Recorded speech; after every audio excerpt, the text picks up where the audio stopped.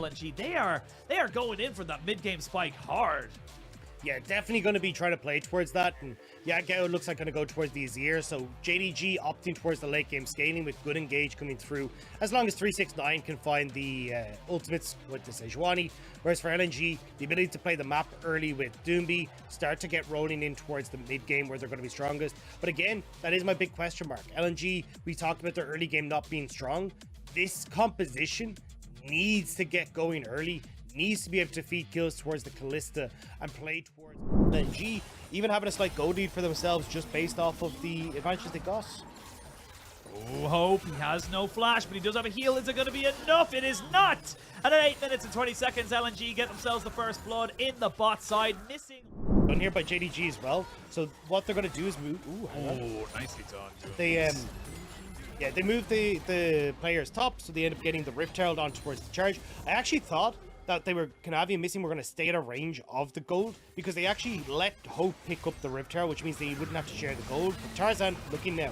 Kanavi caught between a rock and a hard place, has to flash away from the Reaver's wall, but Tarzan picks up a kill. Kanavi has gone down. Yes, you got the turret on top side, but this is great for LNG. Not only do you slow down the that kick, abuse the fact that that summoner spell is down from earlier. It is down. He's got himself an exhaust and a ghost, so he's got a little bit of escapability. Here comes the Ornhorn very early on. They're going to try and fully commit onto Yagao, but there's a bit of a disconnect here. The Moonlight Vigil is good. The hostile takeover only lands onto one, but Yagao is dead. Now 369's the next target is Ala trying to jump forward onto Hope. Hope is still very, very healthy, but he cannot stay in the fight for long. LNG, it looked disconnected, but they find 2 picks. Yeah, I mean, you still got the Weaver's Wall here, so again, catching Hope out, separating them away. Maybe they can actually look for this here. They're still going for it. We will see the safeguard back to Hope, as Ala might have gotten bitten off a little bit more than he can chew. We can see Kanavi going forward in. He will get his hand shook back and will not contest any further. These health bars are low, but the Kalista is already trying to see if they can put some spears into this. They should be able to get the smite and the decoy over the wall. So second dragon for LNG. They get what they wanted. The start of the fight with really good positioning and engages from Ala and Tarzan. Ooh, nice flick back there with the seismic shove. Yagao needs to be careful, but a TP coming on the backside of this. Doonbi, he doesn't have flash. He's gonna get caught out. He thought he was doing the catching, but it is himself who falls down, and that's just a little bit of an unfortunate movement there for LNG. He's looking for a little bit of a separation of the fight. Not quite the greatest Reaver's Wall as the Dragon has been started. They're going to try and burn this one down as quick as they possibly can. And here we go. It's going to be a 50-50. Never mind. They've got the Smite and the Ren. So they will secure it there. And there's going to be the Moonlight Vigil to try and slow down the disengage here from LNG. They're running away as best they can. They're going to commit a lot of damage here onto 369. But it's still a Sejuani. Eventually he will fall down. That was a fantastic hostile takeover. Missing and Hope are dead. There's a great pushback though from Yagao to try and keep this fight alive, but look at Light pushing forward. 4 kills for 1, and then he can turn around for the big purple worm. LNG aren't going to be over chasing Kanavi. They're going to go straight towards that objective. Kanavi and Tarzan though still have smites available, so you need to be so careful about keeping Kanavi out of the pit. Tarzan won the last smite fight, but he needs to try and do it again.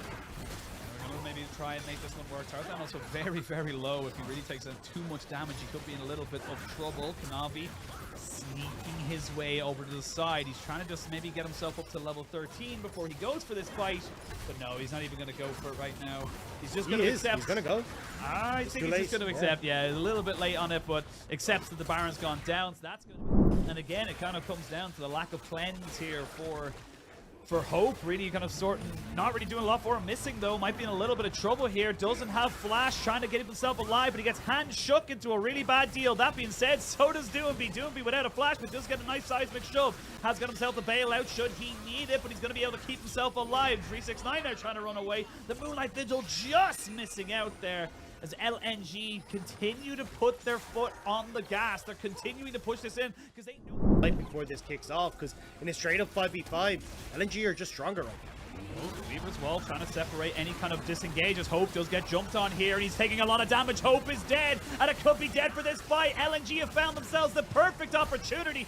Missing goes down as Light picks up a double kill. Yagao trying to turn this one back on the Doonbi, who goes into stasis. Does end up falling, but a 3 for 1. Actually, a 4 for 1 in favor of LNG. They don't even need a dragon. They could end the game. Yeah, they're just going to go for the end. They have the TP from Ala to keep the minions alive if they need to, but split call here. They're not really sure exactly what they want to do. Looks like Tarzan and Ala will look for the base as Well, LNG look for the top laner, JDG. Yeah, they're just trying to stop him right now. They're He's gonna on see the if they blast get- Oh, he's on cone! a blast cone! That's some Alcove gaming for you. There's the ace coming in. LNG will crack open the base. They'll even get themselves an Infernal Soul.